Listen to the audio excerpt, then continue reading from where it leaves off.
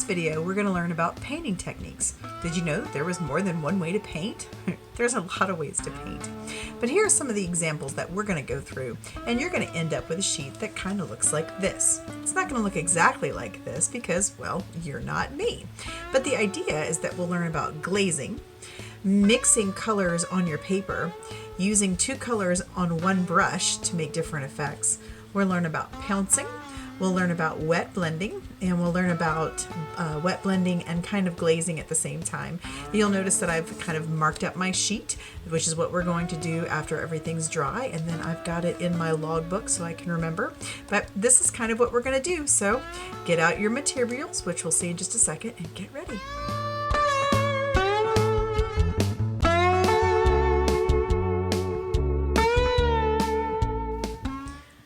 We're going to talk about painting techniques, and I'm using a sheet of paper that will fit inside my logbook. You guys have seen that before. You guys can use the practice paper that's included in your kit. You can also use a piece of paper that you want. This is not a finished project. It's just for you to practice some different ideas for paint. And because I like to label everything, I'm going to use my pencil that I have right here in my brushes. And at the top of my page, I'm going to label it painting techniques. And really this is just a placeholder. I'm probably going to come back in here and make it fancy, but painting techniques. And I will label what I have done after I've done it. So that's the way I roll. I don't necessarily need a grid. You could make a sheet for this. Anyway, let's just get rolling.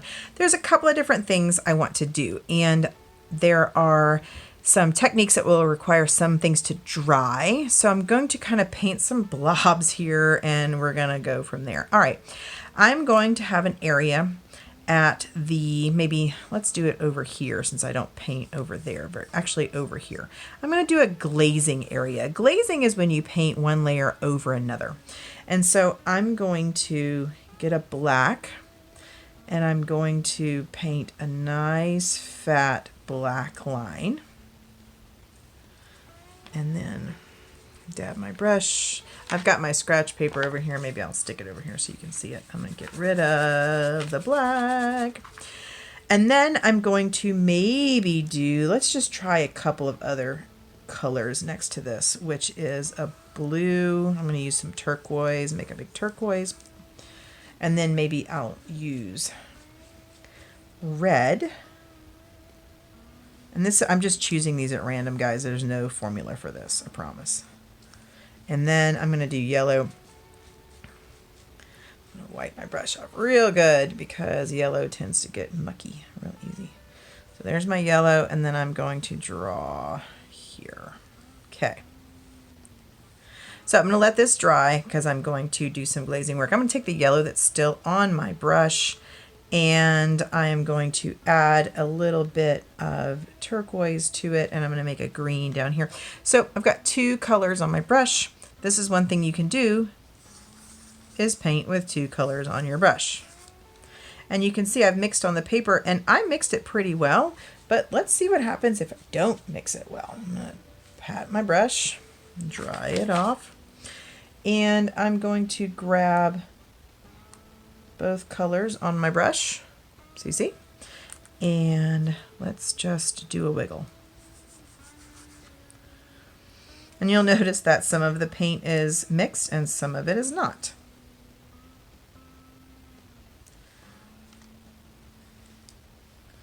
You can paint like that all day. I still have some on my brush, so maybe So painting with two colors on your brush at the same time is a really neat way to mix. And if you just take a little snapshot of this area right here, it's really pretty.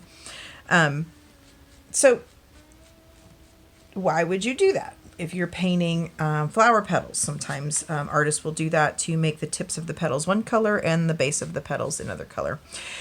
Let's do some blending. That's one of my favorite things to do with paint. So I'm going to take a nice, let's do blue, and I'm going to paint, Oh, we're gonna paint this part blue. And I'm gonna get it nice and wet so that there's still some paint working here. And I'm gonna grab a little bit of white.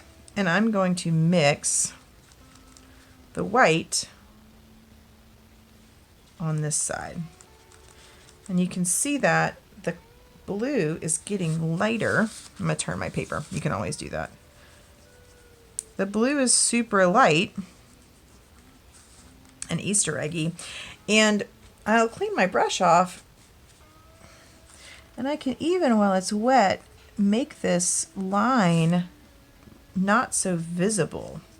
Why would I want to do this? Why would I want to blend a color into another color? Well, think of a sunset. Think of, ooh, check this out. I'm going to take a little bit of magenta. While this is still kind of wet, I'm going to come in on this side and make this a little bit purple. Think of a sunset. Your colors don't all stick together, right? There's no lines between them. They all flow from one another. So there's a good application. I mean, that kind of looks like a night sky. Like, check it out already. If you turn it this way, you've got the dark and then it fades into the light. So that's a really good reason to use this kind of wet blending technique. I'll do it with a different color so you can see it. I'm going to start with red. Let's do it again. Where you paint one, oh, hello. You paint one color, right?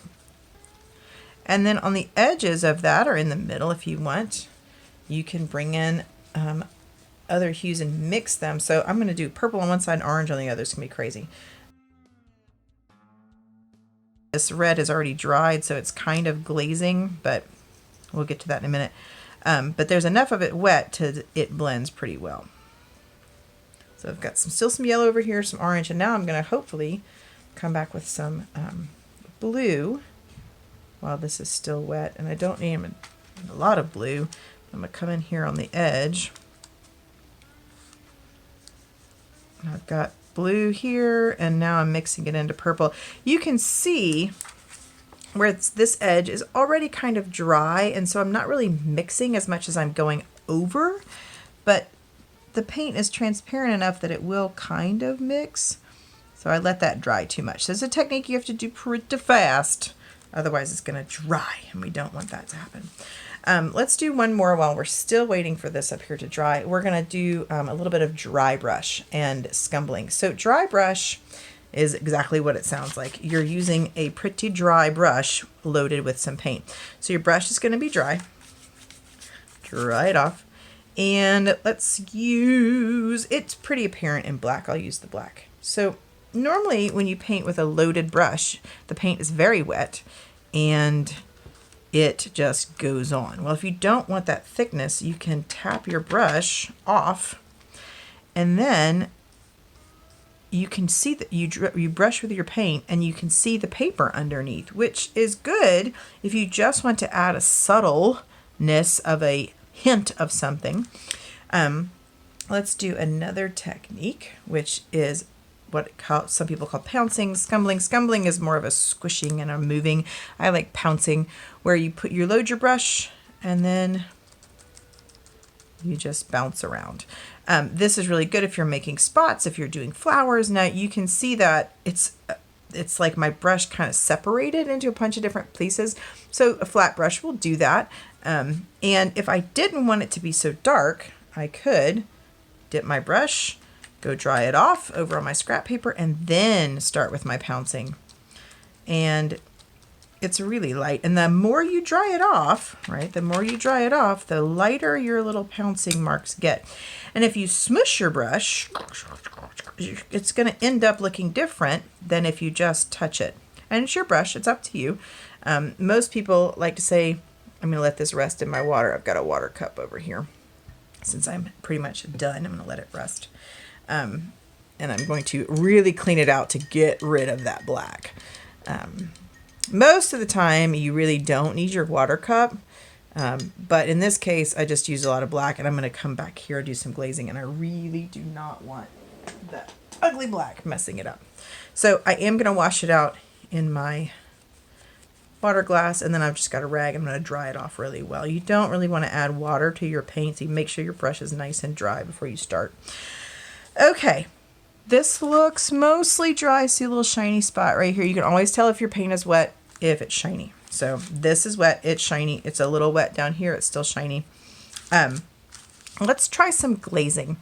I am going to start with yellow because I feel like it. And I'm going to take some yellow on my brush, and hopefully this is dry enough that it'll work. And I'm going to brush it over the top. I want to see what yellow looks like over other colors. So I'm going to come from the yellow. I'm going to turn my paper because I can. I'm going to come from the yellow to the black just in case the black is not super dry yet. Oh, it's pretty dry. Wow. You can see it pretty much does nothing right there. Ha ha ha. Actually, it's pretty neat. The yellow is very transparent. So now I have a green area, though my paint did not blend or mix. It just is one transparent layer over the blue. And it's kind of the same here. It's a little orangey right here. Not very much, just barely orangey, but it totally did change the color of that yellow. The yellow turned orange where it was thin. You can see the little ridges right here where there was a lot of paint. I'm not going to move those around. I'm going to see what happens when they dry. But this is even really interesting. It's not very yellow. It's almost kind of green. I don't know if you can see that, but all right, next I will go to, maybe I will do, let's see. I did yellow, red, turquoise, and black. So let's just do that. Let's do red next. And I'm almost out of red on my palette, which is great. I'm going to take the red. I'm going to go from yellow to black and see what it does. And these are good and dry, which is nice. All right, wipe that off. I'm going to grab some turquoise, do the same thing, and see what happens. I ran out of turquoise. I'm going to grab a little bit more because I really do want a nice thick layer here. And then I'm going to do white and black just to see. So I'm going to grab this. I'm going to actually wash out my brush because I want to make sure that it's pure white. And here's the way I wash my brush, y'all. Take your water, take your brush, push down to the bottom. Don't wiggle it around, don't smash it. Just like pounce, but go all the way to the bottom. And then let some of the water out on the edge by smushing it sideways. And then wipe it on your rag like that. All right. So now my brush should be nice and clean, and I'm going to pick up my white, and hopefully we'll see how opaque this is. There's a little bit of yellow. I might get a little bit of yellow in here, but it's okay. Wow, that did really nicely. That white's really strong. Look at that. It covered up just about everything.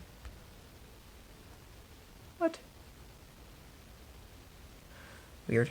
Yeah, it covered up just about everything right there. And if I painted another layer, that would totally wash out everything. All right, let me do one more little line, and I'm going to do it maybe at the very bottom. Maybe I'll make some gray. You get a little bit of black, you don't need a lot. And I'm going to turn my paper again because I can.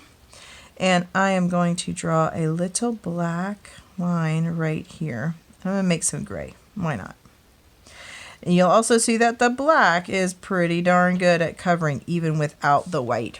With the addition of the white, it's completely opaque, which is also a good thing. You can use black to cover up stuff. All right, I'm gonna let my brush rest, and I pretty much have done everything I wanted to. This is a glazing area, so I painted this one first, right? Let it dry, and then I came back over with the other colors to see what they looked like. You will notice that like I said in the other video, that yellow and the red are kind of transparent. You really can see through them. The blues, not so much. They're pretty opaque, right? This and this are completely different colors, which is cool because it was the same paint. It's just layered in different arrangements. The same here. So turquoise, turquoise, red, red. This color is different than this color, even though they're made from the same paint colors. The different applications and the different opacities of the paint make them look different on the paper. Super cool. 2 colors on one brush, swirly, swirly, mixed a lot. 2 colors on one brush, 2 colors on one brush, mixed a little. So this is all 2 colors on one brush. This is wet blending with a base color white and then a complementary color or another primary to make a different hue. And then this was also blending, wet blending. This one, you can see the edge kind of dried a little bit, and that's okay. It turned more into some glazing action, but you get the idea. And then this was some pouncing. So I'll go back and label these once they're dry, and I will show you what they look like when they're done, and I will put them in my book.